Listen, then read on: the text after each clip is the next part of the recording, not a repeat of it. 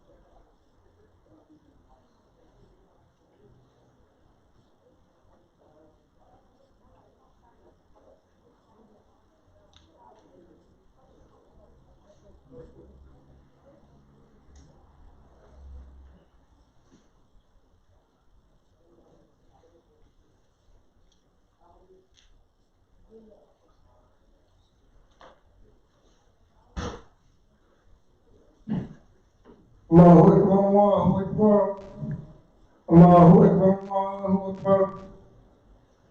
أشهد أن لا إله إلا الله. أشهد أن لا إله إلا الله. أشهد أن محمدا رسول الله. أشهد أن محمدا رسول الله. حي على الصلاة حي على الصلاة حي على الفلاح حي على الفلاح الله أكبر الله أكبر لا إله إلا الله.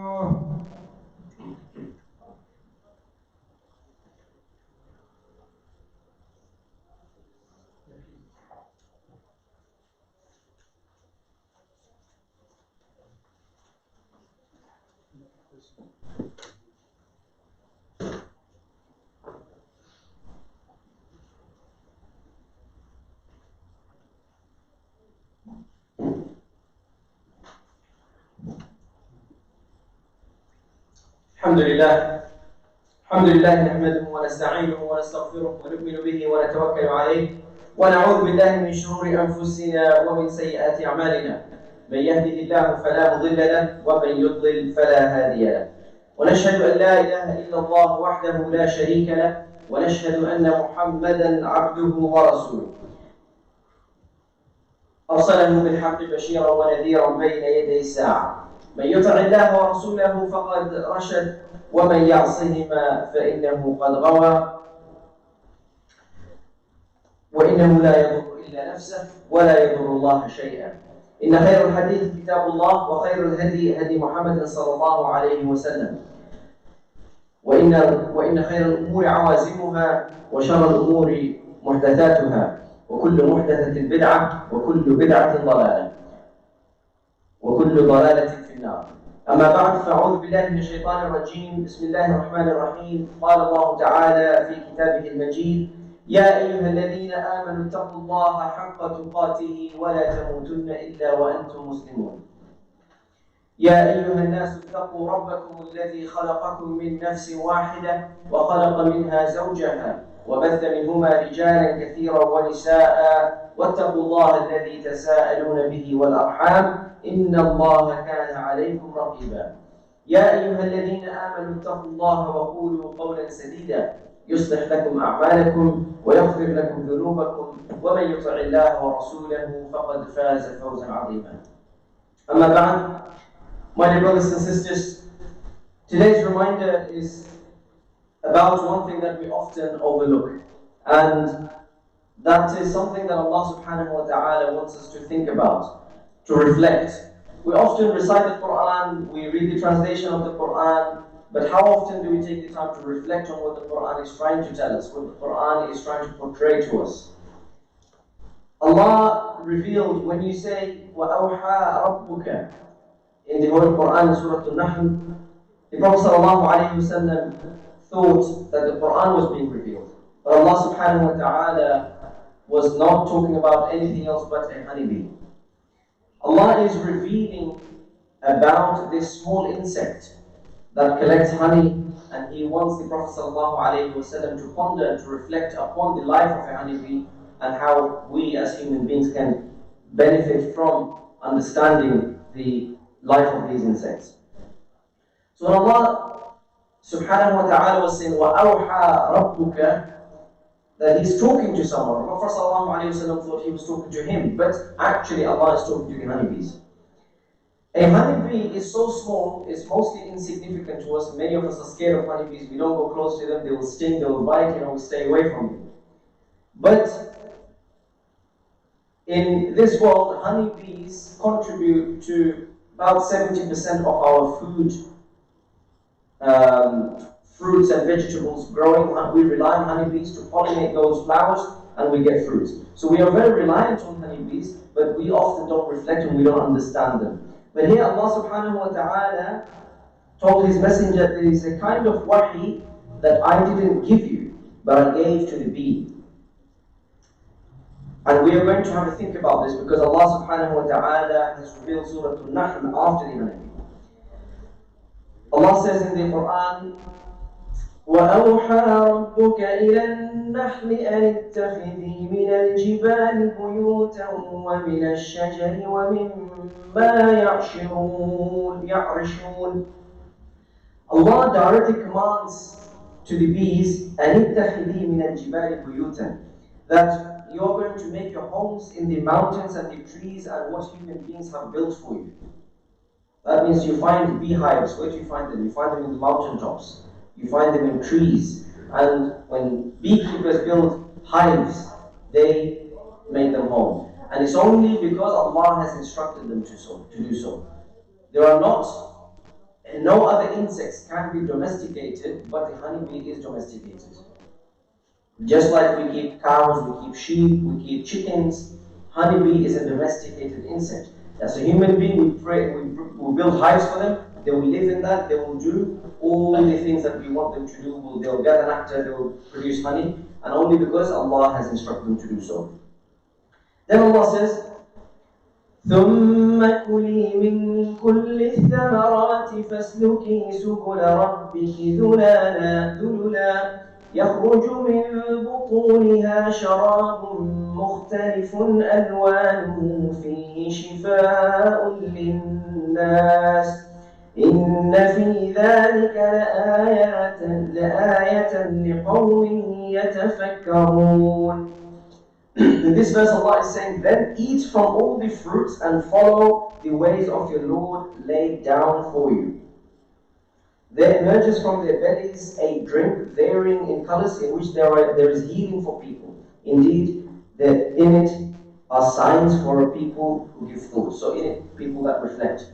So Allah is talking about these bees. They have bellies which process the nectar and which give us honey, and when we consume that honey there is shifa, there is cure. And that's why when we fall ill, when we have the flu, we often say take a spoon of honey with lemon, right? Do we not?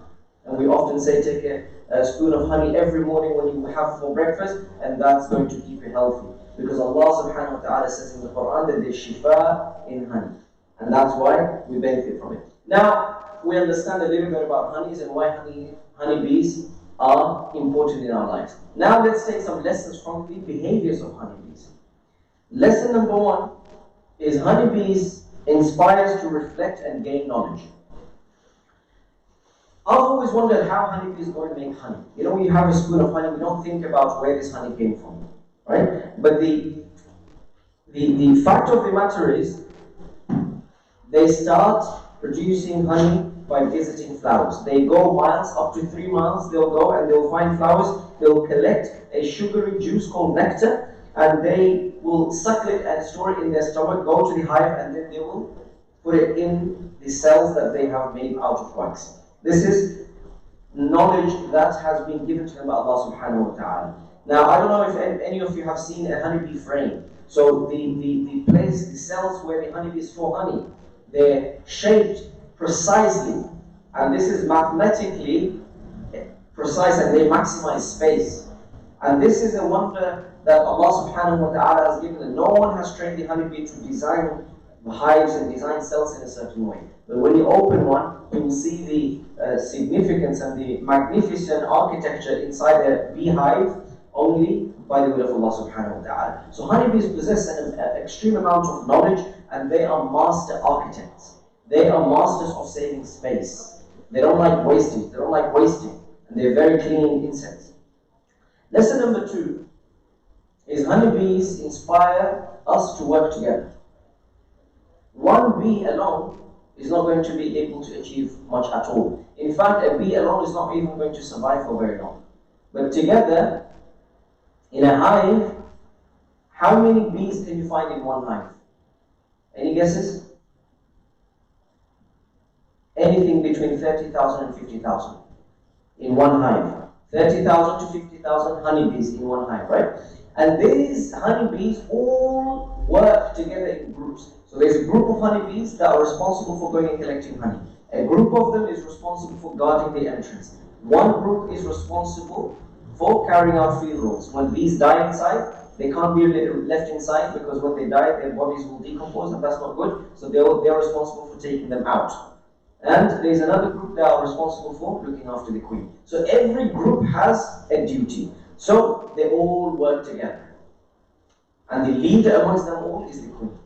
So this is a lesson for us as well as human beings. How many of us can work together with our community, with our the people that we have around us? And this is where teamwork comes into play. If we as human beings work alone, we can only achieve a tiny bit. In this day and age when we are being asked to isolate, because of the lockdown, because of the pandemic, a lot of us have been distanced from our community, from our family, from our loved ones. How did we feel? Did we feel good? Maybe in the beginning we felt good because staying at home, all the family were there. But after a while, we felt isolated. We felt lonely. We wanted to be with family. We wanted to be with our community. And that's our human nature. And this is where the lesson from the honeybees is, when we work together. This masjid was not built by one person. This masjid was not built by a single individual. It was built by the whole community. It was built because every single one of you have either contributed money or physically got involved in building the masjid. And this is where the barakah of Allah subhanahu wa ta'ala is, that when we get together as a community, as a population, then we are stronger. The third lesson is Allah subhanahu wa ta'ala is telling us to thrive by obeying Allah subhanahu wa ta'ala. Honeybees put a lot of effort in producing honey. But what fascinated me was that Allah subhanahu wa ta'ala, He divinely inspires the honeybees. Allah commands the bees to make their homes in the mountains, on the treetops, and in the hives that human beings construct for them. This direct command to the bees is exactly why us human beings are able to enjoy honey. Because if these insects were not able to live in the trees and the hives that human beings built for them, then we would be able to access the honey. But when you go to the supermarket, you have various different kinds of honey, you have a lot of choice, you have a lot of options available. Only because Allah directly spoke to the bees and said, build your houses in the mountains, in the treetops, and whatever human beings have built for you. So this is an example for us that when we follow the commandments of Allah subhanahu wa ta'ala, Allah is most merciful. Allah has a good reason for all the decisions that He makes.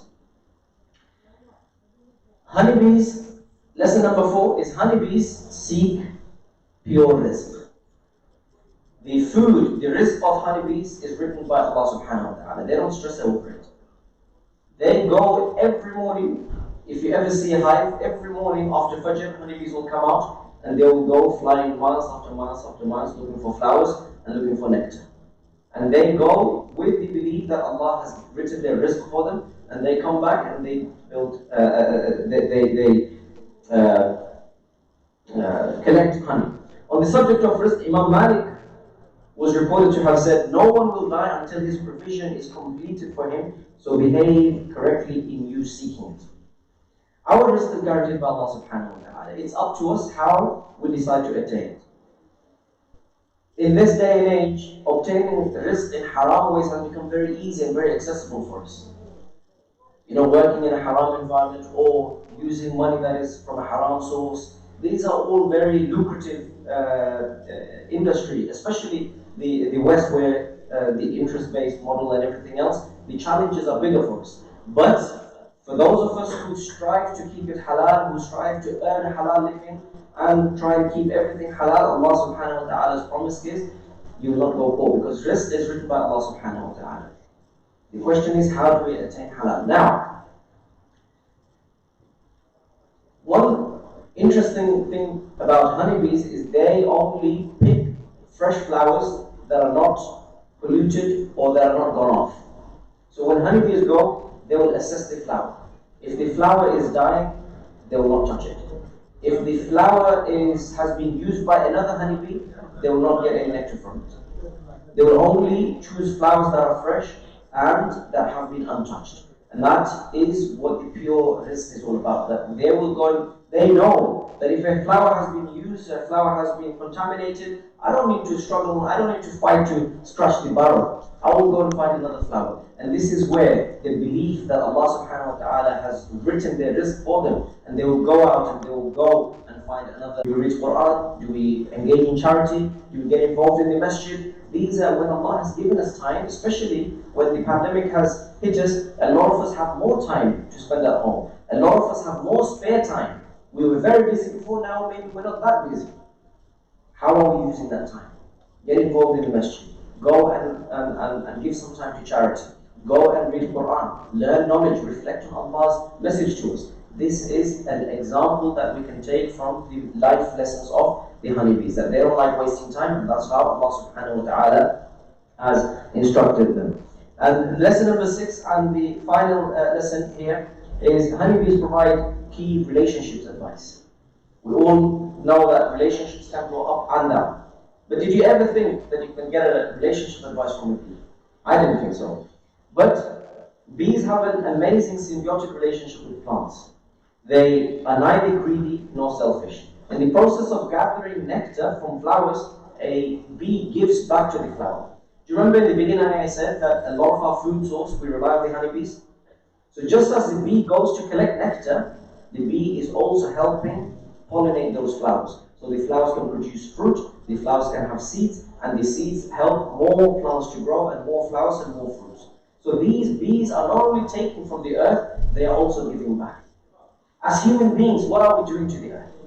And this is also a lesson for us to reflect upon on our behavior on the planet Earth. We are constructing buildings, we are deforesting, we are destroying our green lands, we are destroying our forests, we are polluting the environment.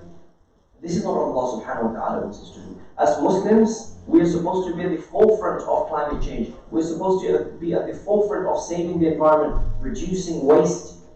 And this is a lesson for us in the Holy Quran. If we are meant to be the best of the Ummah, if we are meant to be the best of creation, then we need to act like it as well. And the lesson in the honeybee is, the relationship advice is, what is our relationship with the earth? What is our relationship with the plants? Have you ever looked at a tree and wondered how that tree went from the earth, from the dirt of the earth, to becoming a big tree, and we eat from the fruits of that tree? Dates, grapes, apples, everything you can think of is coming from a tree. But in many parts of the world, we are very busy destroying those forests, destroying the trees, destroying the animals that rely on the forests. So this is a big thing, something for us to think about. And this is what Allah subhanahu wa ta'ala is asking us to ponder upon. And a practical tip for us all, many of us are parents here, especially for the children, the spouses and the parents. They also deserve to be treated with kindness and consideration. Once a week, what we all can do is choose a certain topic that we can all take extra care for, extra special. Like for example, if there are many kids, I know all the kids are in school, but if there are any kids here, maybe washing the dishes once a week, encourage them to maybe cook something for the family, maybe do something useful. And this is something that's going to encourage them to act with the family, to act in a teamwork, and to be sustainable themselves. A lot of us have children, fathers, brothers, elder brothers. Take some time out to play with your children. Take some time out to take them to play football or to take them to go visit places, because that is going to encourage that relationship building with your child, and your child will become your friend, and your child will relate to the message that Islam is trying to promote. That is a family harmony, and of course teamwork, efficiency, all these things that we want our children to learn, they will learn from us if they see us engage and actively take part in it, inshallah. Astaghfirullah li wa lakum wa lisa'ir al-muslimin fastaghfiruhu innahu huwal ghafurur rahim.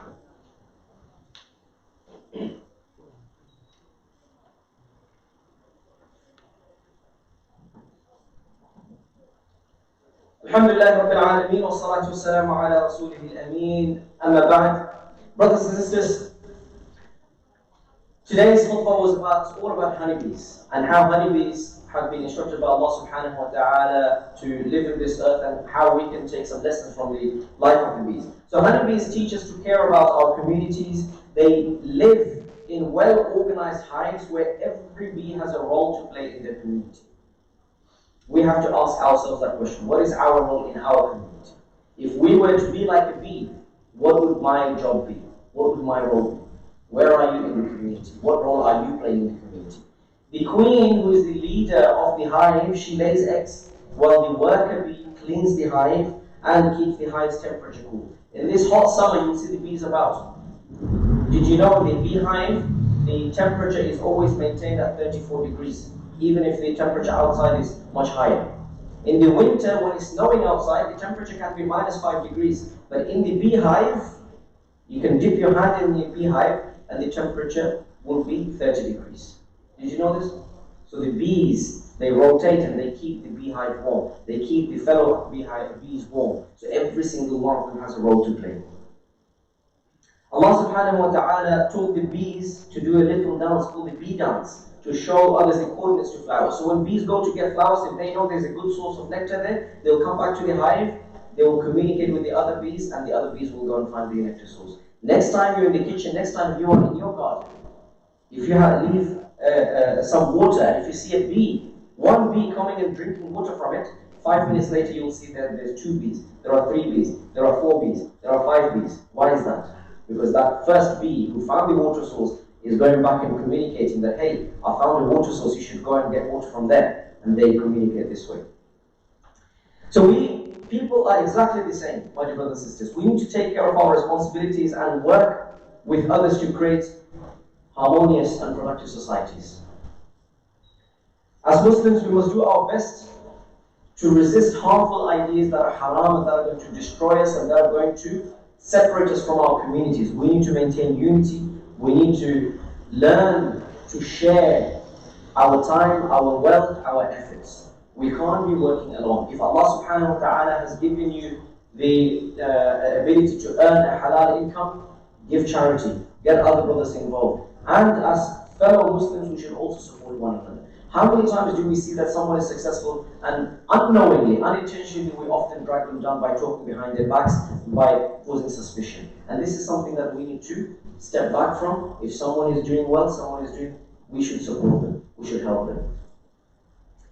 فيا معشر المسلمين أعوذ بالله من الشيطان الرجيم بسم الله الرحمن الرحيم قال الله تعالى في كتابه الكريم إن الله وملائكته يصلون على النبي يا أيها الذين آمنوا صلوا عليه وسلموا تسليما اللهم صل على سيدنا ومولانا محمد بعدد من صلى وصام اللهم صل على سيدنا ومولانا محمد بعدد من قعد وقام اللهم صل على جميع الأنبياء والمرسلين وعلى سائر الصحابة والتابعين اللهم انصر الإسلام والمسلمين اللهم انصر من نصر دين محمد صلى الله عليه وسلم واجعلنا منهم واخذل من خذل دين محمد صلى الله عليه وسلم ولا تجعلنا منهم اللهم أرنا الحق حقا وارزقنا اتباعه وأرنا الباطل باطلا وارزقنا اجتنابه اللهم ثبتنا على الإسلام اللهم نور قلوبنا بنور الإيمان اللهم اغفر للمؤمنين والمؤمنات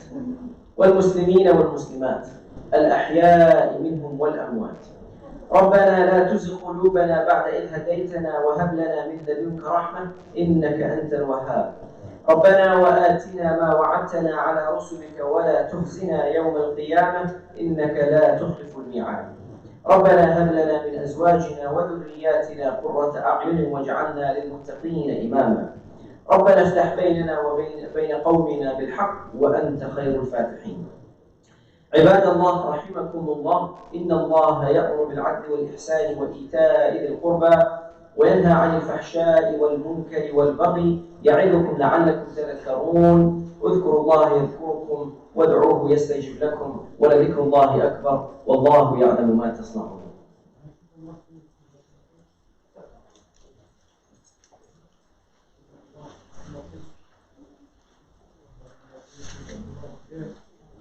Brothers and sisters, before we start Salah, a couple of announcements. The government will announce by the 14th of June what the next stages of the restrictions lifting is going to be. In the meantime, London Islamic Community Centre, the Whiteman Road Masjid are asking for you all to continue to follow the guidelines, such as wearing a mask properly over your mouth and nose, and the masjid will keep you informed about any changes. A reminder that at the masjid we are collecting money for the people of Palestine. Our brothers and sisters in Palestine are being tortured, are being unjustly treated and made homeless. We need to help them so they can have access to clean water, healthcare, electricity, sanitation, food and clothing. Just because the news is not reporting anymore, it doesn't mean that their troubles are over. Buildings destroyed, families separated, and people losing lives, they still have a long way to go. So the work is nowhere near over, so please continue supporting them and make dua for them, inshallah ta'ala. And you have to continue to book your prayer space for Jumu'ah online. So brothers and sisters that are here, you've already done it, so continue to do so, inshallah. A dua request Naseem Khan of Canada is very ill. I requested dua for them. And in terms of vaccines, 20th of June, 10 to 6, at Tottenham Hotspur's Football Club. If you're 18 and over, the Pfizer vaccine will be available. So please register yourself and go and get your vaccine, inshallah. Shukran. الله أكبر الله أكبر لا إله إلا الله أشهد أن محمدا رسول الله حي على الصلاة حي على الفلاح قد قامت الصلاة قد قامت الصلاة الله أكبر الله أكبر لا إله إلا الله. استووا اعتدلوا يرحمني يرحمكم الله.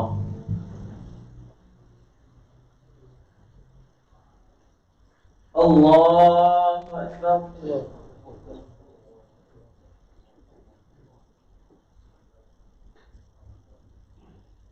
الحمد لله رب العالمين الرحمن الرحيم مالك يوم الدين إياك نعبد وإياك نستعين اهدنا الصراط المستقيم صراط الذين أنعمت عليهم غير المغضوب عليهم ولا الضالين.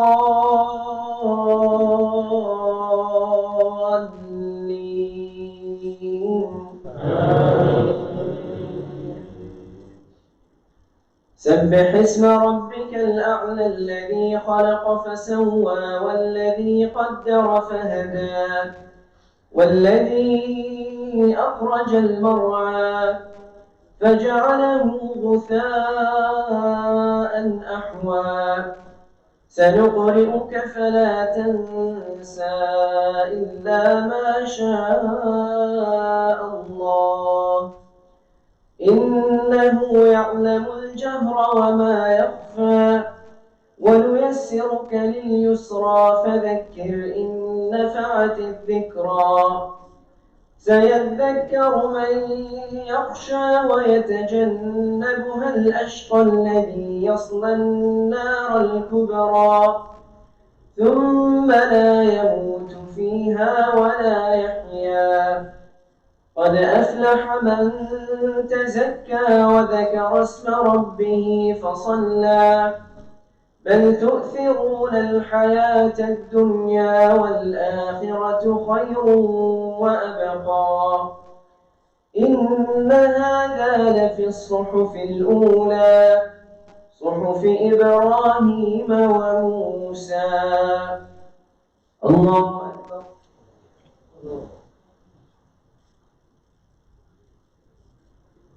سمع الله لمن حمده. الله أكبر.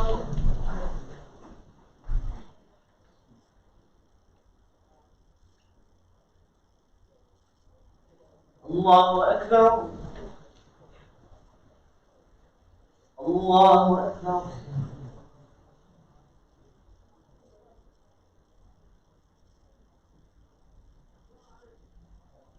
الله أكبر. الحمد لله رب العالمين الرحمن الرحيم مالك يوم الدين إياك نعبد وإياك نستعين اهدنا الصراط المستقيم صراط الذين أنعمت عليهم غير المغضوب عليهم ولا الضالين.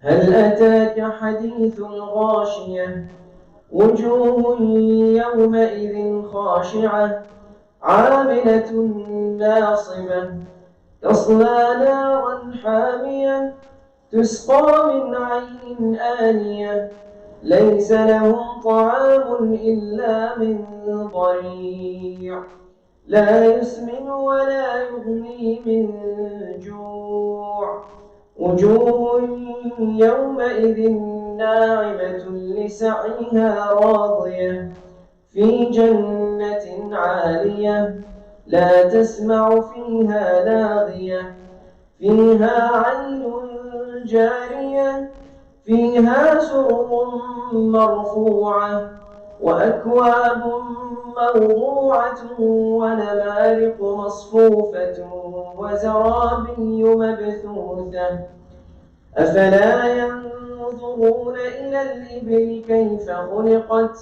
وإلى السماء كيف رفعت وإلى الجبال كيف نصبت وإلى الأرض كيف سطحت فذكر إنما أنت مذكر لست عليهم بمسيطر إلا من تولى وكفر فيعذبه الله العذاب الأكبر إن إلينا إيابهم ثم إن علينا حسابهم. الله أكبر.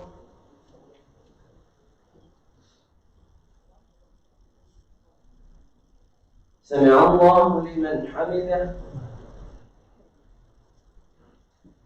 الله أكبر.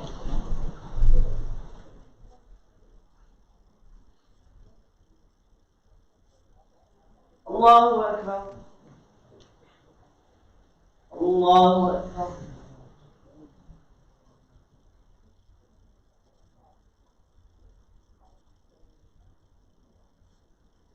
الله أكبر.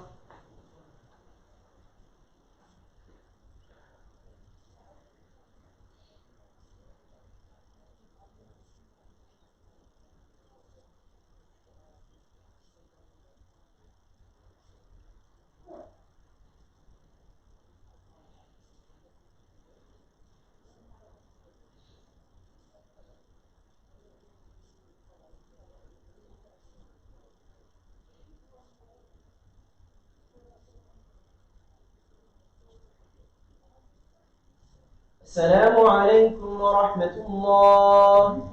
السلام عليكم ورحمة الله.